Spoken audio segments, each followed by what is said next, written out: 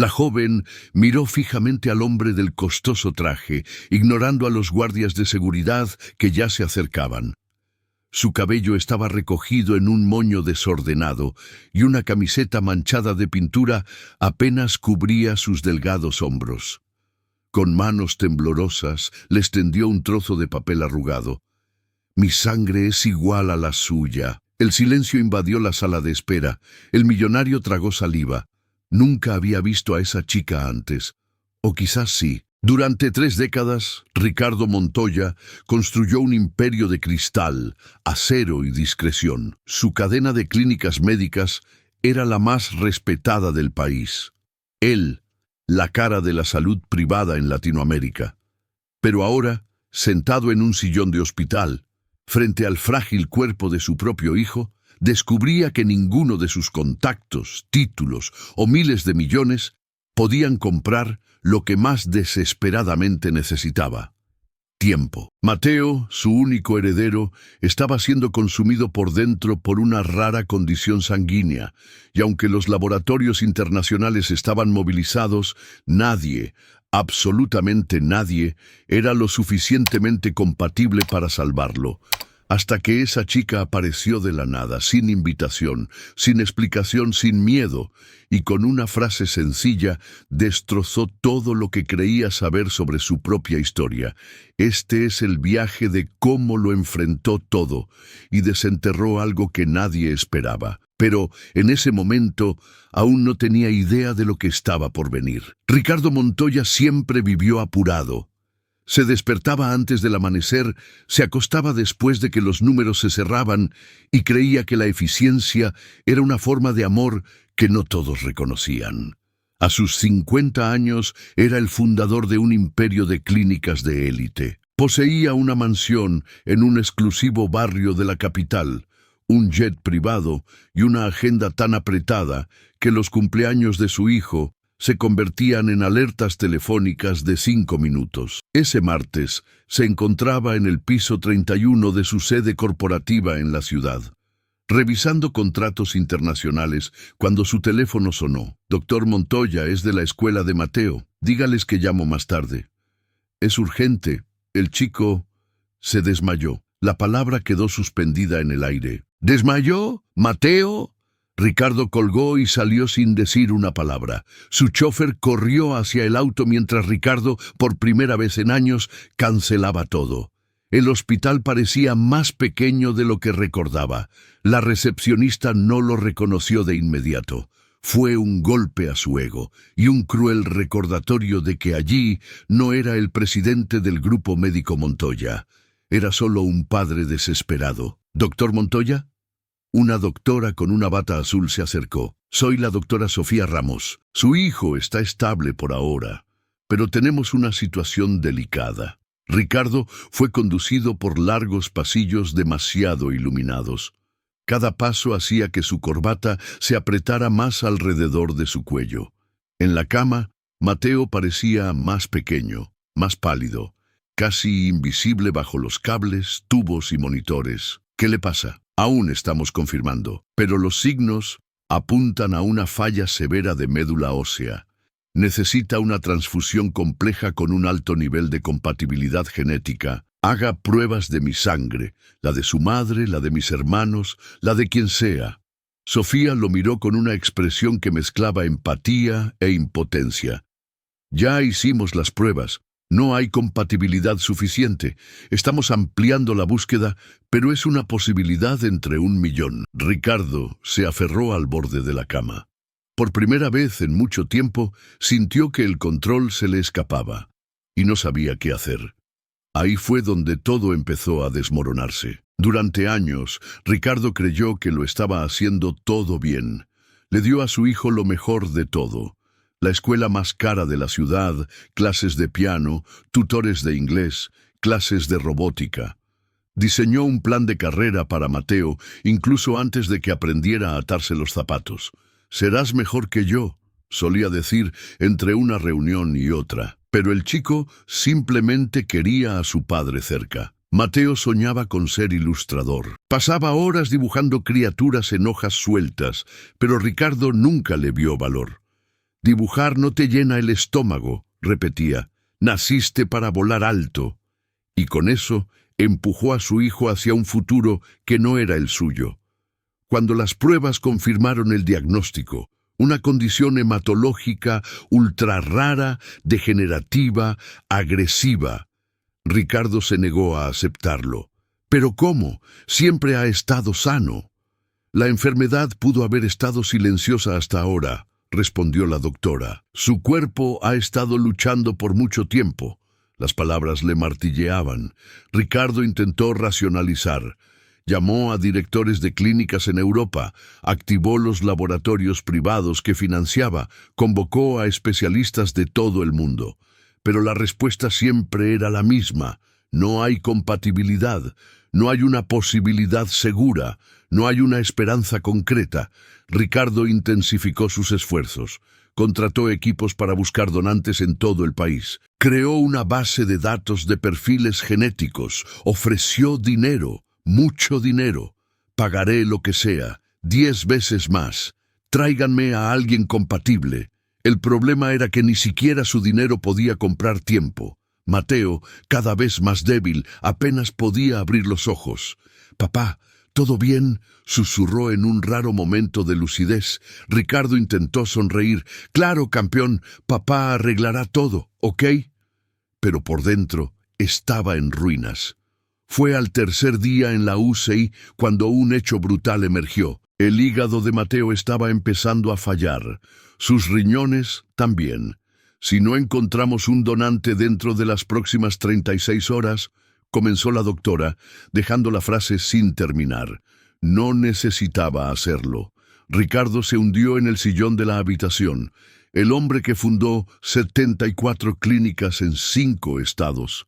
No podía salvar a su único hijo, pero incluso en ese momento todavía creía que podía arreglarlo todo, que solo hacía falta una llamada más, una estrategia más, que aún había tiempo. Las paredes de la habitación 612 ya no parecían de hospital. Se estaban cerrando sobre Ricardo por todos lados. No había salido de allí en casi 2 días. Ya no usaba traje ni reloj. Solo observaba el monitor cardíaco de Mateo, rezando para que los números no bajaran más. La doctora traía actualizaciones, pero las palabras ya no se registraban. Plaquetas bajas, enzimas alteradas, sangre colapsando desde adentro. Ricardo, el hombre de las decisiones, ahora pedía permiso incluso para tomar la mano de su hijo. En las primeras horas del sábado, estaba casi dormitando cuando su asistente personal llamó. «Ricardo, hay una chica en recepción, quiere hablar contigo». «¿Qué chica?» «Adolescente, ropa sencilla, dice que puede ayudar». «¿Otra oportunista?» «No sé, pero dijo algo extraño, que su sangre es igual a la de su hijo». Ricardo bajó, cansado y desconfiado. En la recepción, una chica con jeans rotos, una mochila vieja y ojos profundos lo esperaba. Tenía manchas de pintura en los dedos y en sus zapatillas. Un empleado intentaba apartarla. Ella se resistía. «¿Isabela Gómez?», preguntó él, reconociendo el nombre en el formulario de ingreso. «Soy yo. ¿Cómo supiste el tipo de sangre de mi hijo? Mi mamá siempre decía que mi sangre era rara, justo como un hombre que...». Ella dudó, que nunca quiso saber de mí. Ricardo sintió un escalofrío. Esa frase, esa voz, esos ojos castaños. Por un instante no era la chica la que hablaba, era su pasado, Valeria, un nombre que no escuchaba en 15 años. Había trabajado como investigadora en uno de los laboratorios de Montoya Salud. Joven, brillante, intensa. Tuvieron un breve romance, interrumpido por su repentina renuncia. Él nunca entendió por qué, hasta ahora. «¿Cuántos años tienes?», preguntó, con la boca seca. «Casi 15. Tu madre murió hace 5 años. Me dejó con una tía, pero me las arreglo». Ricardo sintió un nudo en la garganta. La doctora Ramos llegó poco después. Isabela le entregó un papel con su tipo de sangre, el mismo que el de Mateo. Se realizaron pruebas, análisis cruzados, un frenesí de actividad en el laboratorio. Horas después, La doctora Ramos regresó con un sobre en la mano. La compatibilidad es del 99,7%. Esto es surreal. Solo gemelos idénticos tendrían una tasa así. ¿Eso significa que puede donar?, preguntó Ricardo, ya sabiendo la respuesta. Puede, y más... La doctora lo miró con cautela. Hicimos una prueba de paternidad. Los marcadores genéticos indican más del 92% de probabilidad de parentesco directo. El mundo de Ricardo se tambaleó. Isabela, la chica que apareció de la nada, era su hija. Hija. Durante 15 años, ella existió fuera del radar, sin fiestas, sin regalos, sin padre, y ahora era la única que podía salvar la vida del hijo legítimo que él había criado con tanta diligencia, pero con tan poco afecto. En la sala de recolección, Isabela estaba sentada con un algodón en el brazo, esperando el procedimiento. Ricardo se acercó lentamente. Yo quería darte las gracias. No tienes por qué.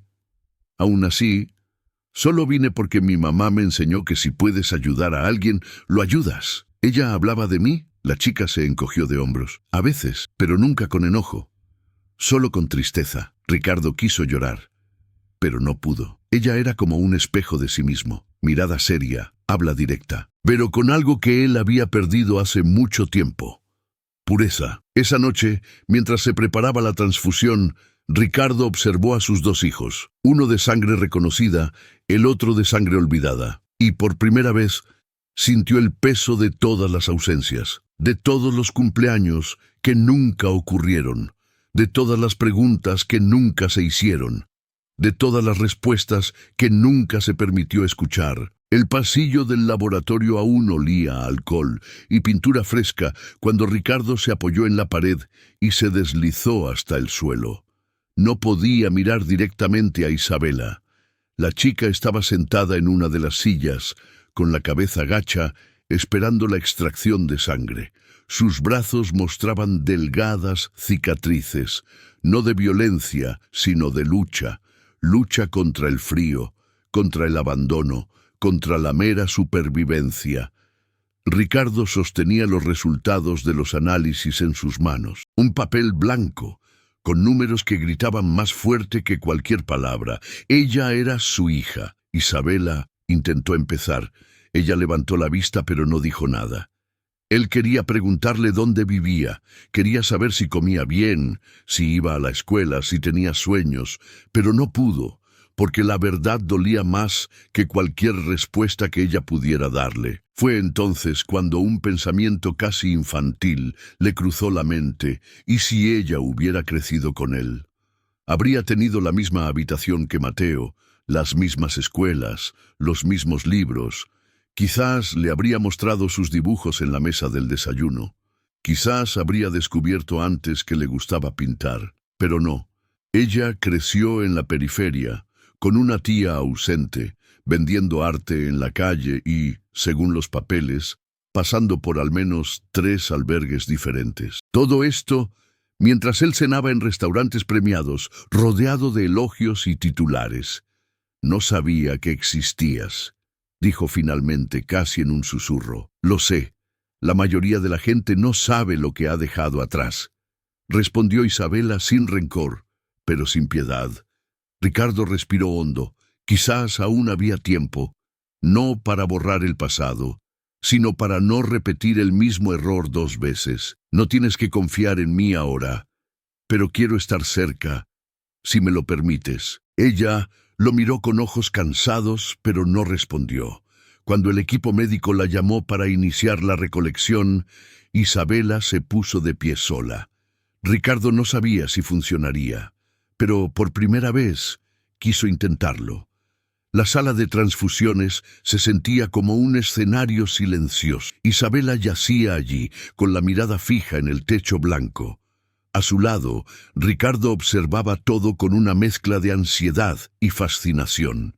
Ella no se quejaba, no pedía nada, no lloraba. Simplemente estaba allí, haciendo lo correcto, como si fuera la cosa más natural del mundo. Mientras las enfermeras manejaban el procedimiento, Ricardo intentó acercarse. «Te gusta el arte, ¿verdad?», Ella asintió, con un movimiento casi imperceptible. Vi algunos de tus murales en línea, muy buenos. No todos son míos. A veces pinto con otros. Silencio. Tu hermano, Mateo, le encanta dibujar. Nunca te ha conocido, pero ya te llama mi hermana artista. Esta vez, Isabela ofreció una leve sonrisa. Parece simpático. No era mucho, pero era algo. Cuando el procedimiento terminó, los médicos le ofrecieron una silla de ruedas. Ella se negó. Intentó ponerse de pie sola, pero sus piernas flaquearon. Ricardo la sostuvo antes de que cayera. No necesitas probar nada, Isabela. Ya has hecho más de lo que la mayoría de la gente haría. Ella lentamente retiró su brazo de él. No estoy probando nada. Solo estoy siendo yo. En los días siguientes, Ricardo comenzó a visitarla discretamente en el centro de arte comunitario donde vivía. Le llevaba bocadillos, materiales de arte, o simplemente escuchaba. Cada visita era un paso hacia un territorio desconocido, y cada paso dolía. Conocía cada oficina de su empresa, pero no sabía el nombre de la calle donde creció su hija. Sabía los ingresos de cada clínica, pero no tenía idea de cuánto costaba una buena caja de lápices de colores. Pero lo estaba intentando. Y a veces, eso era suficiente para empezar. La transfusión de sangre funcionó mejor de lo que los médicos esperaban. Mateo se recuperó rápidamente. Sus enzimas volvieron a la normalidad. Su ritmo cardíaco se estabilizó. El color volvió a su rostro. Pero Ricardo, él aún vacilaba. Una noche, en su silenciosa mansión, miró una foto de la madre de Isabela. Valeria sonreía con sus ojos, y aún en esa imagen antigua parecía saberlo todo. Él murmuró al vacío: «¿Por qué no me lo dijiste?». En el fondo lo sabía. Valeria conocía al hombre que él era en aquel entonces. Demasiado ocupado, demasiado frío, demasiado arrogante para preocuparse por alguien más. Ahora intentaba ser diferente. Pero, ¿y si era demasiado tarde? Una tarde, Isabela se negó a verlo. Dijo que necesitaba tiempo. Ricardo no insistió.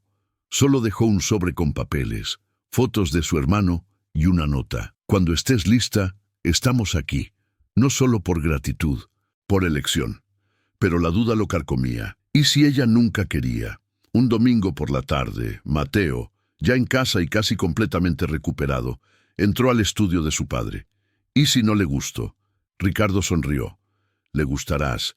¿Y si no le gusto yo?». «Entonces lo intentamos de nuevo, hijo. Como con las clínicas, como en la vida». Mateo reflexionó por un momento. «¿Puedo escribirle una carta?». Ricardo asintió. A la mañana siguiente, junto al correo regular, había un sobre azul garabateado con lápices de colores. «Hola, hermana. Quiero conocerte, cuando quieras». Ricardo no sabía si llorar de orgullo o de arrepentimiento, pero en esa nota había algo que no sentía en mucho tiempo: esperanza.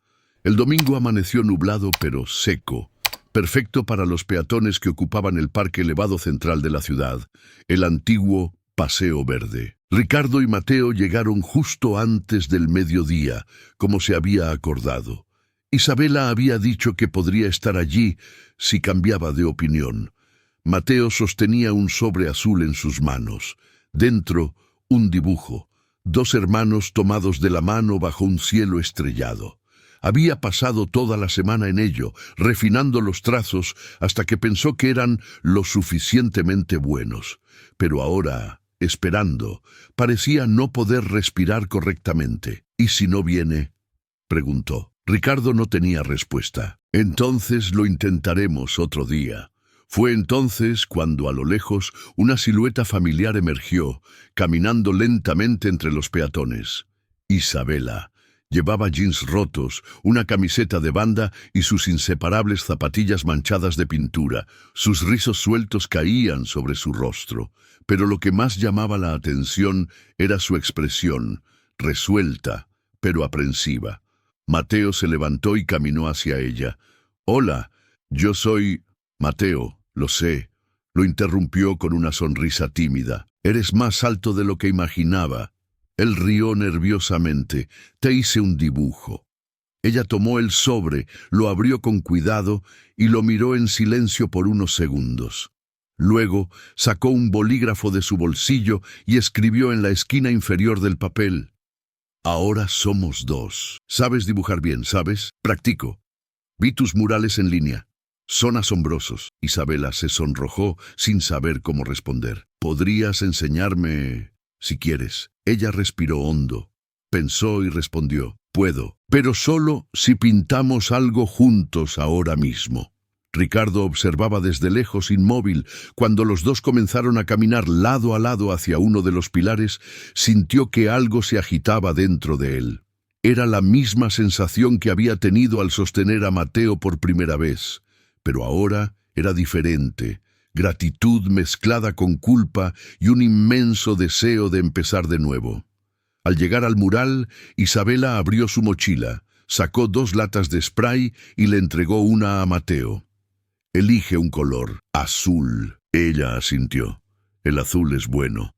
El azul tiene el alma de un comienzo. Mientras los dos pintaban, riendo e intercambiando ideas, Ricardo se acercó lentamente.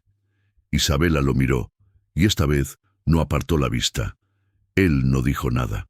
Solo se quedó allí, observando a sus 2 hijos construir, en colores, lo que él no había logrado con palabras.